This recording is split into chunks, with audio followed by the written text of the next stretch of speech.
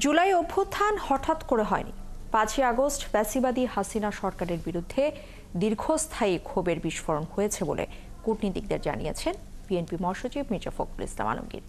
বৃহস্পতিবার সন্ধ্যায় রাজধানীর একটি হোটেলে কূটনীতিকদের সম্মানে বিএনপির ইফতার অনুষ্ঠানে তিনি জানিয়েছেন, গণ অভ্যুত্থানে নেতৃত্ব দিয়েছে বাংলাদেশের গণতন্ত্রপন্থী দলগুলো।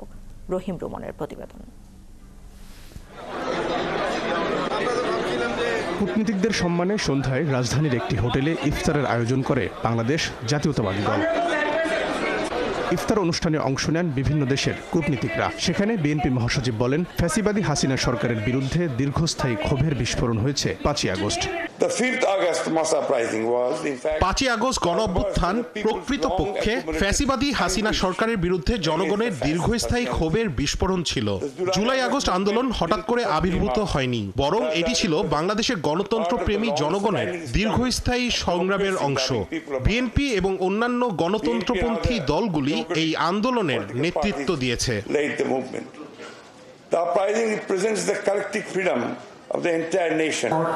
এর আগে বিকেলে মিরপুরে ঢাকা মহানগর বিএনপির এক ইফতার অনুষ্ঠানে অংশ নিয়ে দলটির নেতা রুহুল কবির রিজভী দাবি করেন, অন্তর্বর্তী সরকার আইন শৃঙ্খলা পরিস্থিতি নিয়ন্ত্রণে ব্যর্থ হচ্ছে। বলেন, ইউনূস সরকার ঠিকমতো দায়িত্ব পালন করতে পারলে দেশে মব কালচার তৈরি হতো না।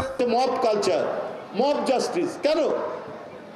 আজকে যদি আইনের শাসন নিশ্চিত থাকতো, তাহলে কে চোর কে ডাকাত এইটা তো নির্ভর করবে আইনি প্রক্রিয়া। এর জন্য তো আছে আদালত, পুলিশ গ্রেফতার করবে, আদালত বিচার করবে। মানুষ তো নিজের হাতে আইন নেবে কেন?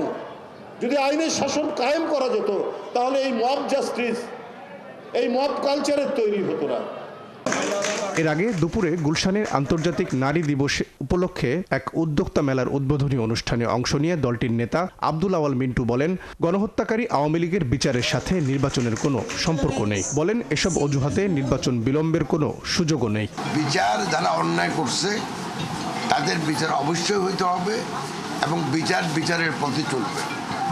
আর নির্বাচন, একটা দেশে গণতান্ত্রিক সরকার যদি না থাকে, সেই দেশে না আইন শৃঙ্খলার উন্নতি হবে, না বিনিয়োগ হবে, না কর্মসংস্থান হবে, না দেশের অর্থনৈতিক প্রবৃদ্ধি হবে, না উন্নয়ন হবে।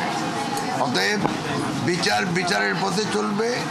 আবার দেশকে গণতন্ত্রায়ন করা এবং দেশে একটা রাজনৈতিক সরকার, প্রতিনিধিত্বশীল সরকার প্রতিষ্ঠা করা, এরা সবাই দায়িত্ব। দেশের সার্বিক পরিস্থিতি বিবেচনায় গণপরিষদ নির্বাচনের প্রয়োজন নেই উল্লেখ করে জাতীয় সংসদ নির্বাচনের তাগিদ দেন আব্দুল আওয়াল মিন্টু। বলেন, গণতান্ত্রিক সরকার না থাকলে আইন শৃঙ্খলা পরিস্থিতি বা অর্থনৈতিক উন্নয়ন সম্ভব না। রহিম রুমন, ৭১, ঢাকা।